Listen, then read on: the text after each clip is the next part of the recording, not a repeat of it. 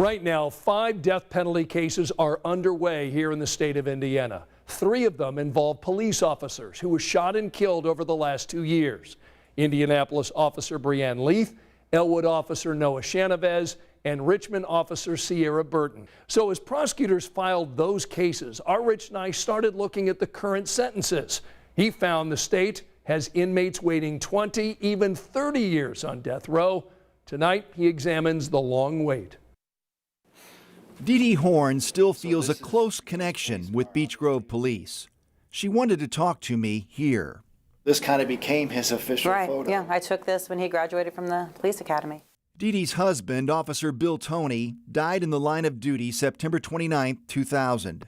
Benjamin Ritchie shot Toney 5 times during a foot chase over a stolen van. Ritchie received the death sentence in 2002, but more than 20 years later, he still waits on death row. All his appeals long exhausted. Indiana has never scheduled an execution date. I would love to stop talking about it, right? I mean, I would love to just say that justice was served, the sentence was carried out. I just don't really understand why we have a sentence that's not carried out. 8 men are on Indiana's death row, but the state has not executed anyone in over 13 years. The governor's office and the Indiana Department of Correction gave us identical, short explanations. Indiana does not currently have an inventory of lethal injection drugs and continues to explore ways to obtain them. It seems like a cop-out, to be honest. I mean, how can it be that hard in this day and age? How can it be that hard? I guess I don't really buy it. Indiana is not alone. Nationwide, death penalty cases and executions have dropped steadily over the past 25 years. The Death Penalty Information Center also reports that the time from sentencing to execution keeps getting longer, if there ever is an execution. You know, maybe people think, do the crime, you get the punishment. Anyone who's looked at it knows that's a myth. It's possible, but it's rare, and it's getting rarer.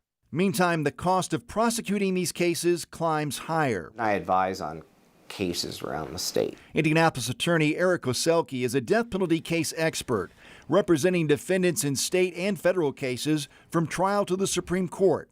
He estimates a death penalty case will cost a county about $1 million. And I feel like we're wasting lots of money. I feel like the victims in the cases, the surviving relatives, are actually in a lot of cases being victimized, because I think when the cases start out, they're not aware of all the appeals and all the hoops you have to go through. Right now, the families of 3 Indiana police officers shot and killed face that long legal journey. Prosecutors seek the death penalty in all 3 cases. The parents of Elwood police officer Noah Chavez lost their son July 31st.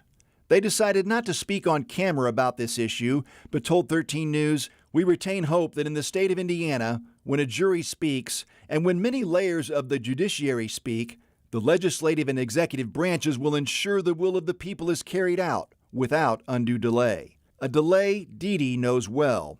She has shared her experience and advice with Lori and Matt Chavez. I want the families of other police officers to know that, yes, we should seek the death penalty for people who kill a police officer, but as far as the families go, I just don't want it to be part of their healing process. Oh, this is the little one. Dee Dee's daughters were just 18 months and 4 years old when their father was killed. They're adults now. Dee Dee remarried and has a son, too.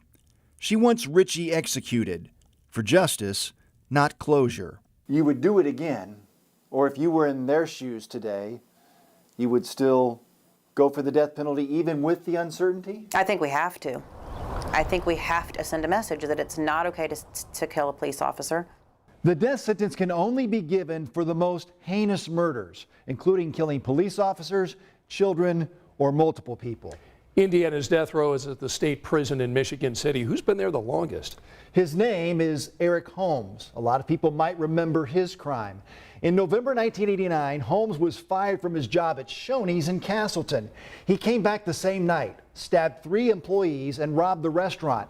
and 2 people died. So next month, Holmes will have waited on Indiana's death row 30 years? 30 years, that's the longest. We have much more on the death penalty at WTHR.com. Who's on death row, the pending death penalty cases, and the numbers nationally on executions. Yeah, it's a really interesting story. Rich, thanks so much.